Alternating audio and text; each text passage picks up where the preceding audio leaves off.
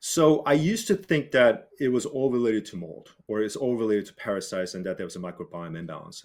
You know, more and more I should look at, and especially when I work with my clients and cleaning up the environment, I have to focus on artificial toxic light and as well as EMF exposure. Mm. The amount of EMF exposure on top of the toxic light exposure that's been going on for since the what probably 56 years at this point in time, and there are government studies showing that EMF exposure actually changes and also hurts the mitochondrial function and also dysregulates the sugar control response as well, glucose response.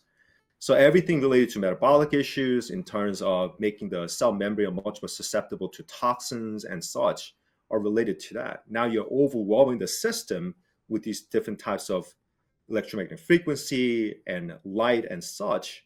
Now you're actually having bigger susceptibility issue again, um, related to mold, and then that also changed the terrain, which parasites end up to stay a lot longer, and then parasites also harbor Lyme, mold, and heavy metals at the same time, right?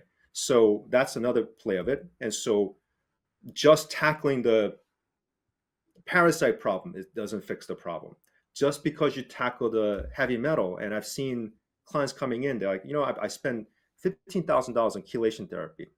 Nothing seemed to do anything except for I feel even worse. Why? Because you damage the cell membrane, right? Even I know Dr. Shoemaker, for instance, he revolutionized in terms of teaching all the clinicians how to look at cell membrane. I mean, mold toxicity very differently, and including the explanation of SIRS.